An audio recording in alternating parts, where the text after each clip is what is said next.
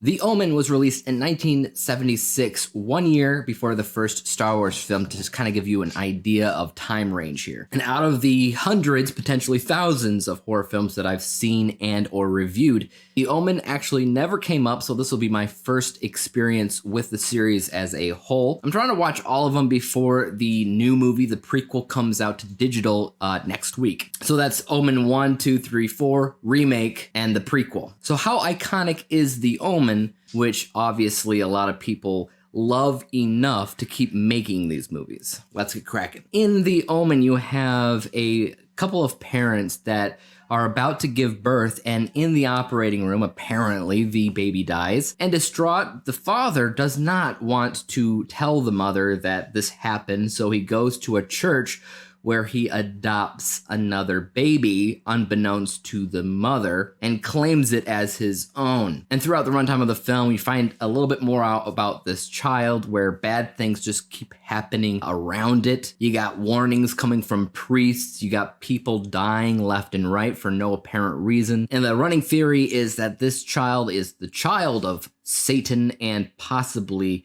will be the Antichrist in the nearby future. When it comes down to creepy kids, obviously this is a trope in a lot of different movies. Whether you're talking about The Exorcist, Poltergeist, The Grudge, certain elements of Paranormal Activity, Orphan, the list goes on and on and on. And I guess at this point, it's just a preference thing. What do you prefer to see out of films that feature a creepy kid that might just be evil? And out of the long laundry list of horror films that feature a creepy kid, I would have to say that this is not the best that I've seen. It's hard to beat The Exorcist. I wouldn't say The Exorcist is all that scary, but I do think as far as cinematography and directing and editing and just shock value, especially for the year that came out, The Exorcist was just better in all regards.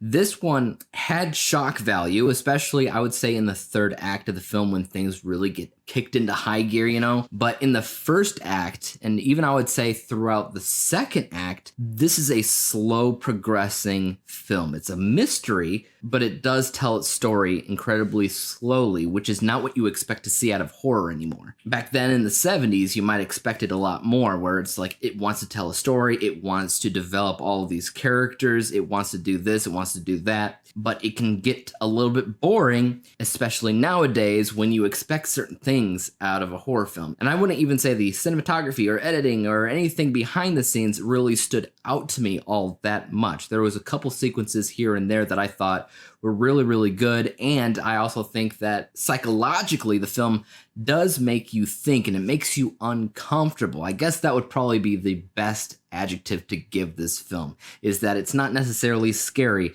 but it does have the ability to make you uncomfortable, especially if you're a parent, because it transitions from, oh, I think that my kid might be evil, to what am I going to do with that now that I know that he is evil, which makes it incredibly difficult for this father, played by Gregory Peck, might I mention, which is a weird thing to see Gregory Peck in a horror film. But it does make it incredibly difficult for his character because everybody around him starts dying, so it's really left up to him to deal with this child who's most likely evil. Bringing it back to Gregory Peck, I think that he's an interesting actor. I think that he has strength in certain areas and weaknesses in others. That's why it feels weird to see him in a horror film, because he has that classic form of acting that you don't see anymore, where it's partially theatrical in nature, so it doesn't always fit with a movie. That wasn't necessarily the case back in the day when everybody had this form of acting,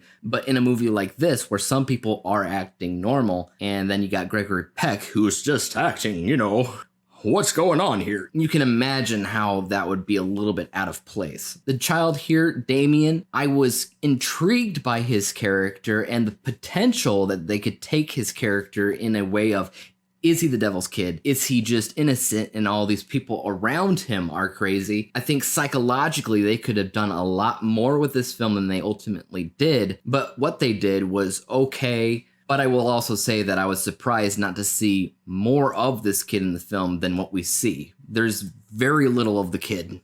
He's in a scene here, he's in a scene There he's at the end. He has very little lines. I suppose he's creepy. He didn't really, come off as creepy to me when I was watching, but maybe back in the 70s, that was another story altogether. I've seen much creepier kids in movies after this point. Going back and watching it, do I understand why it became a classic? I guess so. I think if it was released today, it wouldn't have as much of an impact as back in the 70s, because obviously we're talking about an age where they use religion a lot in horror, because a mass majority of the country and the world as a whole believed in some sort of religion. And I think it's a lot more divided now, so it's not as impactful as it was back in the 70s. So it's hard to say for sure. But now that it is iconic and has a following of sorts and people are nostalgic about it, I can at least understand why they keep trying to milk that very fat cow. And I haven't seen any kind of reviews for this prequel that was just released this year. I've been avoiding those to kind of go into it as blindly as humanly possible. But even before that, I could totally understand if an audience watches it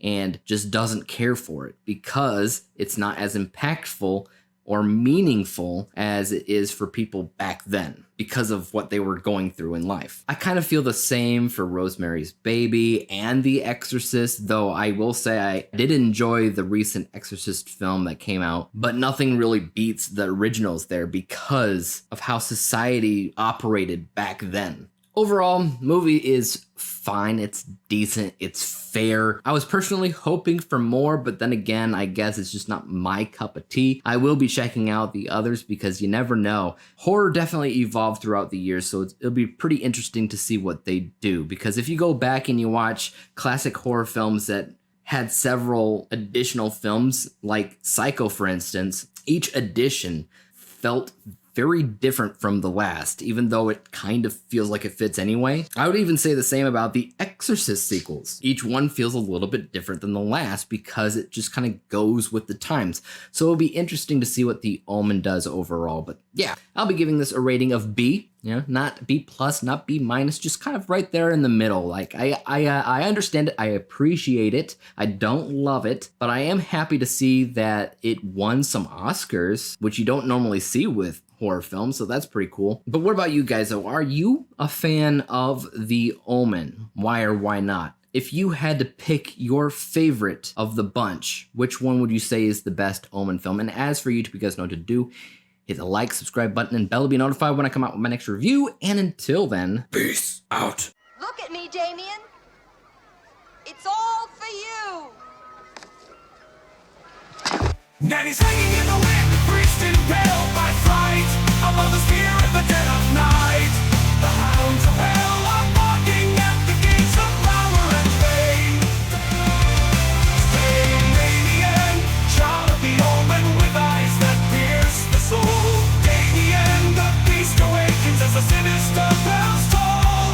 The mark of the devil, hidden in his grin. Damien, oh Damien, the harbinger of sin.